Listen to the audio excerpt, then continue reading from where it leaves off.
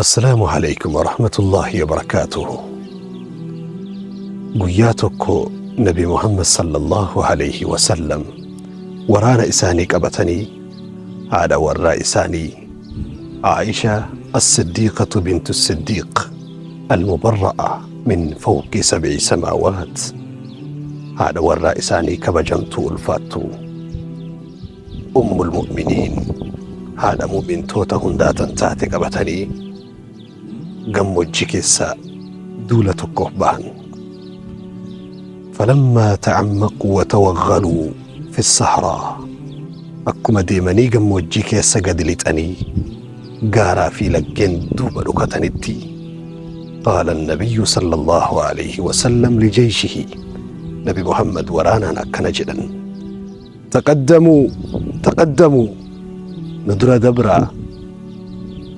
ندرة دبرا جل رسول ربي صلى الله عليه وسلم وراني والقورتي أجل نبي محمد نقفتي نبي محمد فعائشة دوبتقتي تركان فتي ويتوراني كسقدي فقاتي قال النبي صلى الله عليه وسلم لحبيبته في الدنيا والآخرة جال اللي إساني تنتاتي الدنيا آكرتي عائشة أجلالني فقال لها يا عائشة كوتو والدرقمي في كتشارا والناجرين رسول ربي صلى الله عليه وسلم.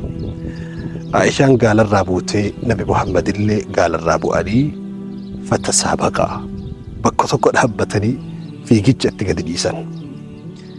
عائشة يروسا إجول ليدا قامني سيطو تشيد هبيدا أكما تك إجتين نبي محمد بلا تركان فتي كتي رسول ربي دوبتي قدتي توقفا بعدي رضي الله عنها ويتأسين درا كنت نبي محمد أبتني أكسين انجفتي ملئسني في رسول ربي صلى الله عليه وسلم. تاتين سنسنمان قول بمي قيوتا باي إدوبا جيوتا باي إدوبا أمس مرسا لما فاف نبي محمد في عيشان ورانا توقف ورانا ميساني والجنبان مرسا لما فا كان اللي ورانا أفدر دبرسني akka gaafa kaa wal dorgomnetti har'allee wal dorgomne jechuuf Aisha dubattan bisanii kootu har'allee wal haa dorgomne jedhan rasuul rabbii sallallahu alayhi wasallam. Hayya jettee Aishaan har'allee dubbiin immoo akka duriitii miti. Aishaan har'a gabbattee qaama baaftee waan jirtuuf akka dur utaaltee nabi Muhammadin fuuldura bu'uun itti ulfaate itti cime.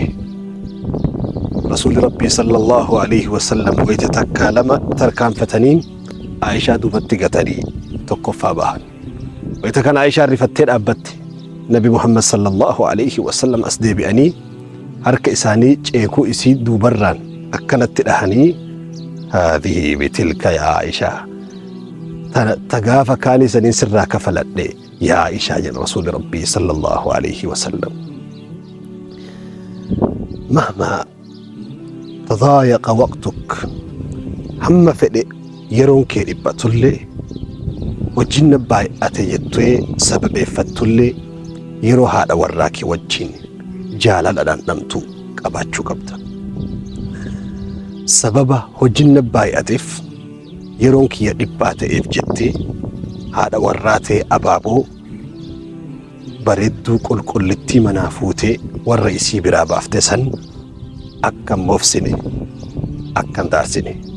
Atis yaa haadha dhiiraa ijoolleef hojii mana keessaatiif dhabe jettee abbaa warraa kee leenca kee akkan dulloomsine jiruun jaalalli keessatti hin dhandhamamne jiruu maaliti manni jaalalli keessaa godaane goda bineensaatiin garaagarummaa hin qabu jiruunu xiqqoodha wal cinqitanii isii xiqqoo sanillee hin xiqqeessina isinuu booroftuudha tahaftee dhidhiittanii akkan dhoqqeessine dhaamsa seenaa guddaa kanaati. Sallu ala rasuulillah. Wassalaamu alaykum wa rahmatullahi wa barakaatuh.